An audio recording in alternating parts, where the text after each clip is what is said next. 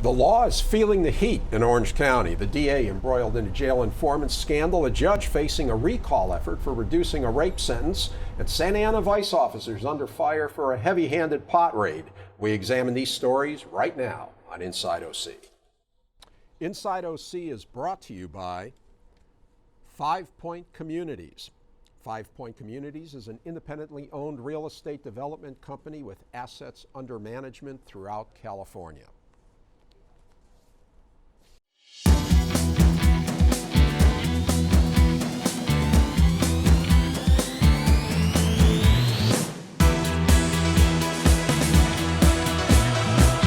Hi, I'm Rick Reef, and welcome to this test run edition of the new InsideOC. We've got some legal controversies to discuss, and joining me to do so, editor of Watchdog.org and founding editor of OC Weekly, Will Swaim.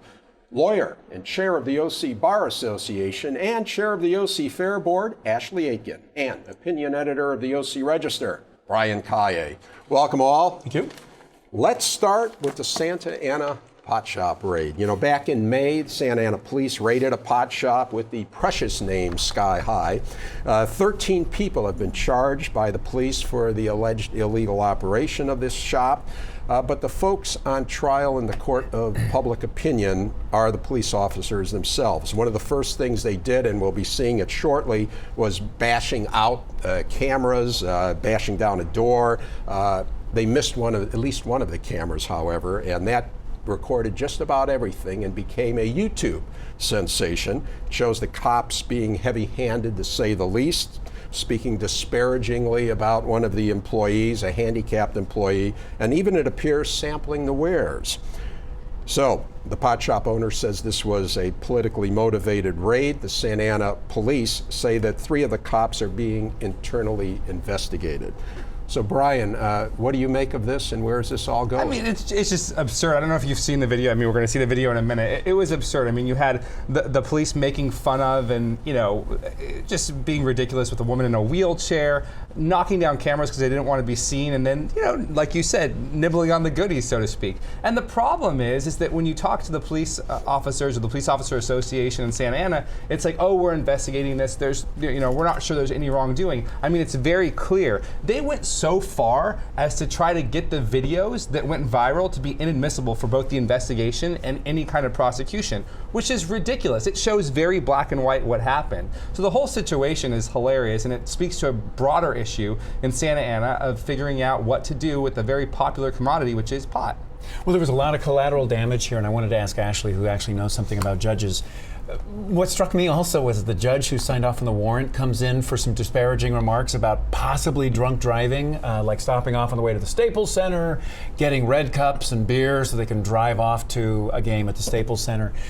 The fact, though, of just watching the violence with which they invade a pot shop, where all the customers sort of like, are probably stoned. In fact, let's. I think we have that footage. While you're talking, let's try to bring that up and see if we so can first thing you're going to see these guys use it's going to be great. They're going to use this. What do you call those? A battering ram, right? Yeah. They're going to blow these doors open, right? And one of them is in like a ski mask, which is in they've got America. Why do you need to cover your face? There it is, ski mask. And then you got a guy with a helmet, and glasses. I think he's wearing maybe. Another ski mask, sledgehammer, ski mask. It looks like a Russian mob invasion. Okay. And all the customers are going like, what? Oh, okay, guy here with, socks and his sandals, and you're supposed to lay down. It's just remarkable to me that the violence with which these guys come in here into a pot shop is terrible. Right.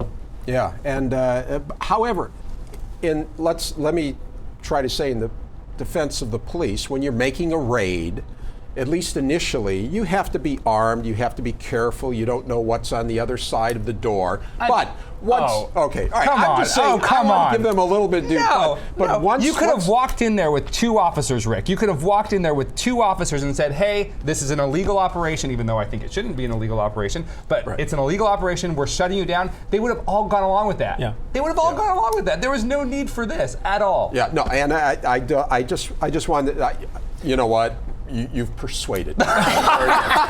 You folded. I'm easily persuaded on this one. But Ashley, as an attorney, is the thing that strikes me, Brian alluded to it, one of the first things they did after they took control of and stabilized this scene was they started knocking out all of the cameras. And is there any plausible reason that they would do that? Instead of inventorying things or doing whatever you do, filling out paperwork, they start knocking out all the cameras. No, I mean, to me, it's just a senseless destruction of that personal property of the business, and it seems like you're sending a bit of a message. I don't understand why, and, as you said, when you go in there, you announce they had a warrant, they were legally allowed to enter the premises. You can go in there and you are supposed to inventory the money. You inventory the people. You interview witnesses. You find out you're supposed to be there to collect information to aid prosecutors at a later date in this prosecution. You're not supposed to just go in there and light it up. And I thought it was really overstepping the bounds of proper police. You said it was to send a message. What message do you send? And I'm being serious. When you come in with, we saw this, crowbars, sledgehammers, and then you start knocking fixtures off the wall and tearing stuff off. What is the message? Intimidation? Is it you're not welcome here? Well, they're one of the people. I mean, they're one of the pot shops that was not licensed within the city once the city started this lottery program. So they're definitely sending a message that Santa Ana does not want any of these pot shops operating within their city limits that are not part of the legally obtained lottery system. But you could break the display cases. Yeah. You could do all sorts of things. The first thing they did was the cameras. Now let me suggest that that's because they didn't want anything recorded about what they might do in the shop, including possibly sampling the merchandise. And I think it goes well beyond that, which is you've seen police associations throughout the country show force in various legislatures to try and stop police from being videotaped. They don't like the idea of police being videotaped at all, whether it was Kelly Thomas in Fullerton, whether it's this pot shop. They don't like the idea of us taking out our cell phone camera and getting exactly what's happening on camera. And so there's a broader concern that when people see what police are doing, that there's more criticism and more danger to the lives of police officers. But Ashley, doesn't this almost run counter to where the public is? The public wants all cops to have cameras on. They want as much recorded as possible. And you would think that in many cases it's to protect the cops against unjustified accusations of brutality. Oh, I agree. I would think that if I was a police officer, I would want the body cam because if you are subject to someone saying that this person is going after me for ill motives, whether they're racially motivated, socioeconomic, they're running a business that I don't want inside my city, I would want that defense. So I was very shocked that the Police Officers Association is trying to say that they have some type of right of personal privacy and that you can never record a police officer no matter what they're doing, when clearly we know that that's not the case. Well, Will, I'm wondering though, if maybe, and now Brian's going to jump on me again, but isn't, in a way, should you cut a little slack for the police union, because that's what they do. They defend officers. It's like the Baseball Players Association defending the steroid I think users. it's more like that's what you do. I think it's more like a public defender's responsibility that you defend. And I guess, yes, I can get my mind around the idea that that's what the Police Officers Association is supposed to do. It's supposed to defend these guys no matter what, it seems. And that's what creates, which is wrong. Just saying. And I think that's what causes the rest of us to be cynical about the defense of almost any police action. It's like, wait a minute, is this one you're doing because you really believe in the innocence of the accused, or because you just do this as a matter of your own standard operating procedure? And it's a bit of a nuance, but the Police Officers Association is also representing these officers in their internal investigation with the Santa Ana Police Department, not just any type of legal action that might come later.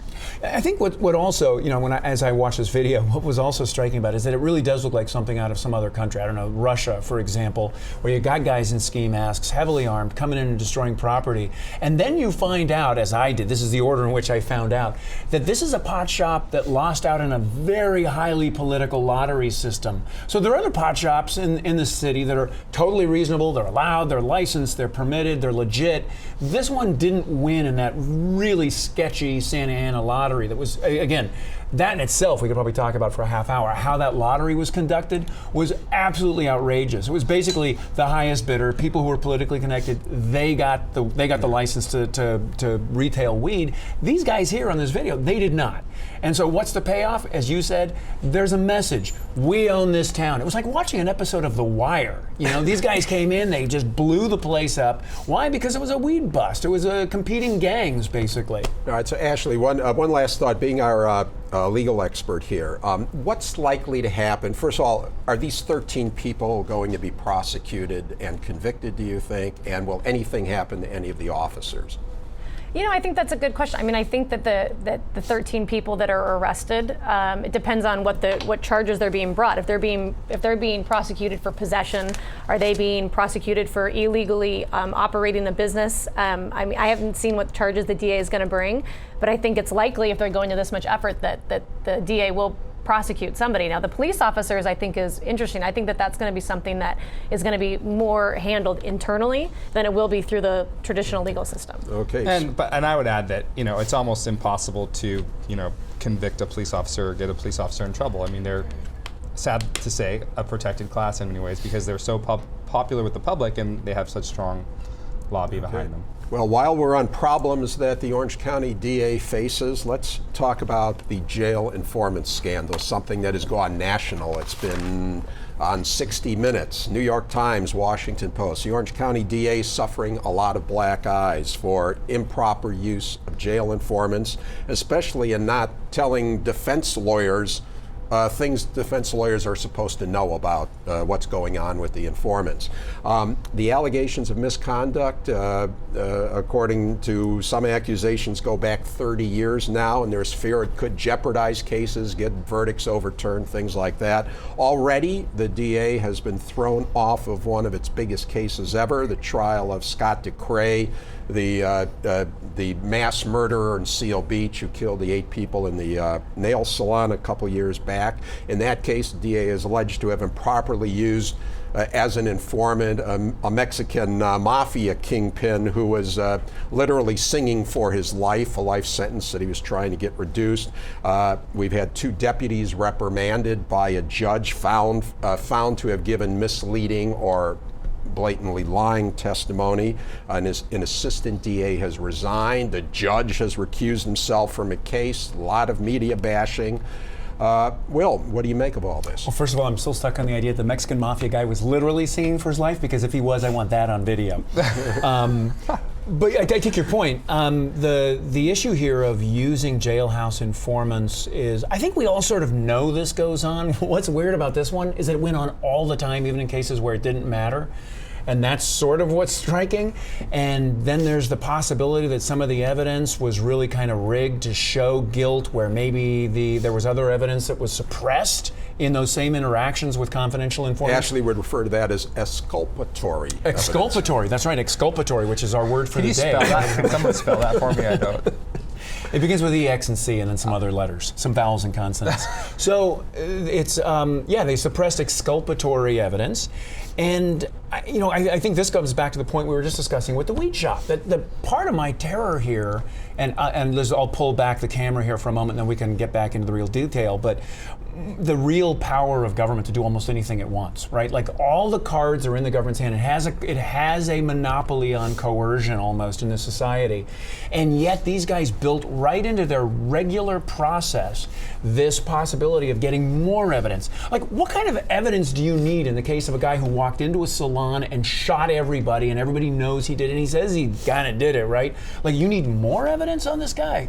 So there was that, but we see this around the country. I work with national reporters, and in Wisconsin and Milwaukee, we see a DA who ran a rogue agency operation to investigate his political opponents, and then tried to say that, well, he was investigating campaign finance crimes. What did he do? Bash down people's doors, wake them up in the early morning hours, threaten to shoot their dogs, confiscate their property. Why? Because they'd committed a political crime. And there again, you've got people who say, well, he's a cop. He must know what he's doing. It must be okay. I think it's really dangerous when you have this kind of pervasive action going in with the district attorney's office. I mean, I find this to be so offensive, because not only because of what happened, but of the finger pointing that's going on between the sheriff's deputies. They're pointing at other people. Then you have the people that are the DAs that are saying, well, we didn't know about it. And then really everyone's trying to make the boogeyman be Scott Sanders, who is a Orange County public defender who has chosen, instead of going to a big firm and going to a big corporate and general counsel job, to work to defend the Constitution for those that really none of us want to defend and deal with. Yes, and they're trying to make him the boogeyman. And I think that's really, talk about not getting the issue. No, you're the problem. Scott Sanders Sanders is not the problem. Yeah, Scott Sanders, interesting person, Brian. He's this guy who, to many lawyers out there, has become a folk hero. He took on the system, and he's exposing wrongdoing, and he's winning. There's a lot of prosecutors who claim, this guy's a zealot. He's exaggerating. He's making much more of this than is really there, and he's despised by many of the people in the prosecutor's office. Yeah, well, he filed a 550-page motion detailing 30 years of what he said were crimes that the DAs maybe did or maybe did not commit. But when we're talking about things that we actually know, is that they put people in the jail cells that had what we call lawyered up. They were already represented by counsel, and that's first week of criminal law in law school. When somebody is represented by counsel, you cannot go as a police officer, as a prosecutor, and talk to that person without the presence of their attorney. There's no debate about that. That is a black and white issue. So the fact that they thought they could get around it by then doubling down and lying, there's a systematic problem going on over there. And I think it's something that this county really needs to evaluate when we think about who we are going to put into that office next. Yeah. Most certainly. I think that one of the major issues, right, is that you have a lack of information because of obviously declining media in Orange County and elsewhere in the state. And so what happens is you have these kind of citizen journalists or citizen informants who start to provide information, much of which is credible, but then there's these other people in these other pockets who are sometimes paid, sometimes not paid, to say other things. And so you have this universe of content and information that some of which is credible, some of which is not credible. My personal opinion is the more people who are kind of trying to get out information about the wrongdoing of any aspect of government should be heralded, frankly. Yeah. What do you think politically, Brian, does this do? Tony Rackauckus has taken a lot of heat on this. He hasn't said a whole lot about it. Saying that their emotions and things like that will speak for themselves. Is this going to hurt him politically? Not at all. Tony Rackauckus could die mid-election Tony, cycle. the DA, yeah. in case I didn't he could die, and if his name is still on the ballot, he'll still be reelected as DA of Orange County. Well, the power of incumbency, I think, especially in DA offices, sheriff offices, other offices, but everything, the power of incumbency.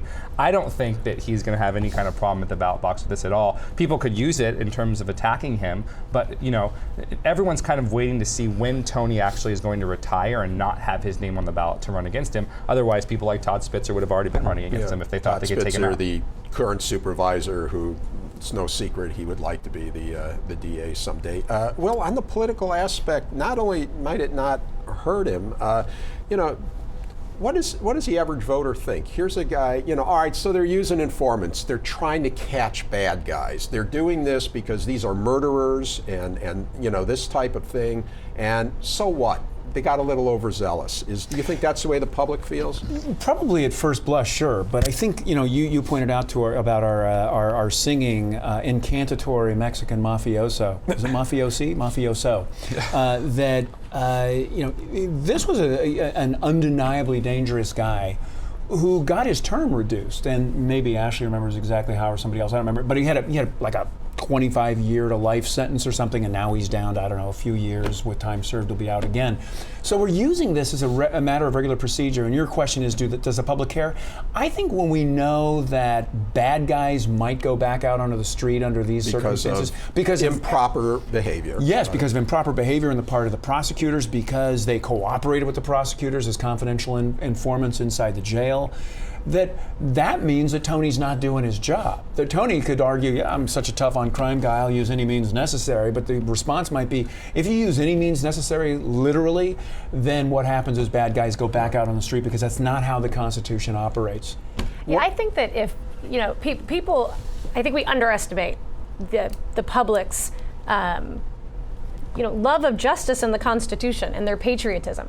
I think that, yes, people hear that term tough on crime and people go, yes, it's like a poll, right? Yeah, I'm tough on crime. Mm-hmm. But when you ask them at what level, okay, are you so tough on crime that you're willing to give up your civil rights? No, I think the conversation's going to change. And I think people would be fine with the district attorney's office if they were zealously going after cases, charging cases, properly prosecuting them, and maybe you lose one or two that you thought you had, but the jury came back. That would be a proper use of public funds. What they don't want is having people like the Mexican mafia defend it, and all the cases are going to come down the pipeline. There's going to be a lot of collateral damage. That is going to be a complete misuse of public funds when you have to now go back, retry all these death row cases. You have people that are going to be on the street because their charges are getting dropped. I mean, charges are being dropped like wet rags all across the county because they know that every time, what are they going to use, a confidential informant that a judge has now found dishonest? Right. In fact, I think you mentioned collateral damage. I think it should be noted that another aspect of the collateral damage here is the families of some of these victims, especially in the Seal Beach case,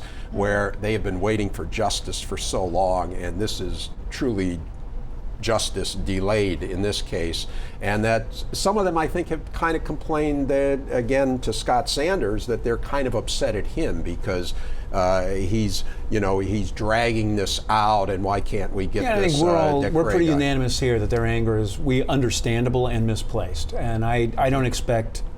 If you murder my wife, my child, my family, my friends, I want justice now. I'd like to be locked up with the guy who murders my family, right? Please just give me a few minutes with that guy. That's why we have government. We have government to intervene reasonably, legitimately, honestly, lawfully, so that the victim doesn't get his or her hands on the perpetrator and just render them limbless.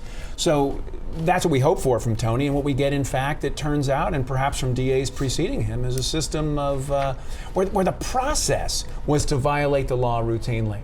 That's inarguable and pretty painful. Actually, just one other aspect of this case. Kamala Harris, our State Attorney General, was given the DeCray case, and she doesn't want it. She's what's her reasoning on that? Do you know? I mean, I think she's following the proper procedure. I mean, the DA got removed, and so her office is the next in line. They were appealing the decision to then have the DA reinstated. Now, she might be doing that because she's running for Senate, and she doesn't want to be sideways of every DA organization or police organization up and down the state. But I think it also is kind of a natural reaction. Even cases that I've handled that are slam dunks get appealed. I mean, it's just part of the process. Okay. But I can read into it as much as you would like me to. No. And I think you touched on the main point when you mentioned she was running. I thought, okay, maybe running that has against something Orange to do with County's it. own Loretta Sanchez. Yes, for that matter. We're not biased on this background. No, not at all. I guess we should note that your father, Wiley Aitken, very prominent attorney, is one of isn't he finance chair for Loretta Sanchez? So, however, I think your analysis was objective on that whole Kamala Harris thing. Okay, don't tell Loretta that. No, right. She doesn't want objective analysis from me. All right. Let's talk about this recall movement against Judge Mark Kelly, an Orange County judge.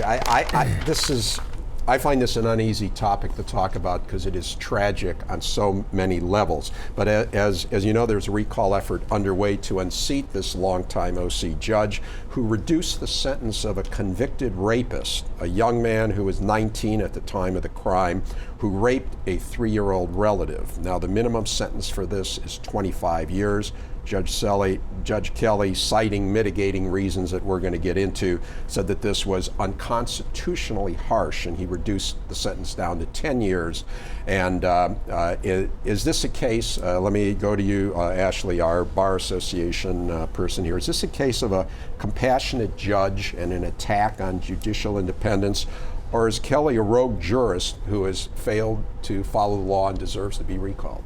I mean, I think it is definitely an issue of judicial independence. And I'm going to just start this by saying that we should be able to have this conversation about whether Judge Kelly should stay on the bench without being under attack that I'm pro-child molester or I'm anti-child molester. I think that takes away all of my arguments, I'm afraid, so I'm done here. Well, that's what happens. And I think that the politicization of this, that's what the tragedy is. I mean, he is a very well-respected judge, former DA, not particularly the darling of the defense bar. So what was interesting, and the reason that the Bar Association got involved with this, is because right after this happened, as opposed to analyzing the case, having respect for the third branch of government, and sending this to the appellate court to weigh and most likely overturn and send back for resentencing, we had the Board of Supervisors out there calling him dishonest, dishonorable, calling for his head. And I think that I get nervous. That's when I step back and say, excuse me, you're a separate branch of government. Whether you agree with what he did or not, he has a long-standing reputation with the criminal bar. This is the first time that he's ever had any of his sentences, most of which are very long-term sentences that he's doled out, questioned. And I think to look at a judicial career that is very well respected, pick one thing and use it for your political agenda is absolutely something that the Bar Association and I think most citizens should not get behind. Well, I want to offer just a hypothesis, and that is that we're talking about this at all, in part at least, because of the issues we've already discussed. We've got Tony Rackauckas embroiled in this jailhouse snitch scandal. Tony, among others, has come out and said, what Rick asked, what's Tony's political response? I think his political response is pedophilia, over here, right? So you start talking about this issue, nobody's going to talk about it. This sucks up all the oxygen in the room. It's a great topic for grandstanders on the Board of Supervisors and others.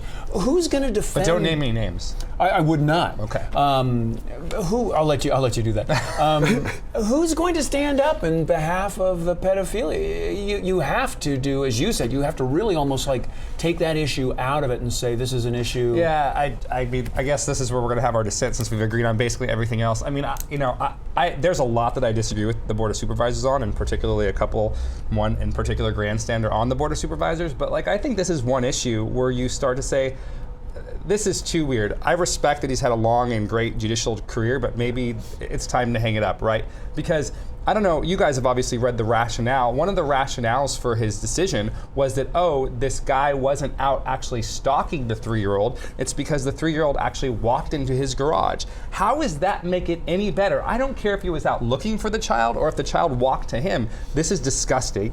It's wrong, and the guy should be in prison for life. Because the fact of the matter is, what if he does it again? And you were saying if someone tried to kill your wife or your daughter, and I don't know if you have kids, sorry Ashley, but I'm gonna tell you, if this were my niece, my 2-year-old niece, Clementine, I would want the book thrown at him, and I would think this was an absolute atrocity if it wasn't. And Brian, you get the last word. Thanks. Great discussion, folks. Well, that's it for now. Thanks again to my guests, Will Swaim, Ashley Aitken, and Brian Kaye. You can watch this show by going online at rickreef.com. And when we launch for good, and that'll be very soon, you'll also be able to watch us on PBS SoCal. So stay tuned. Thanks for watching. We'll see you again on Inside OC.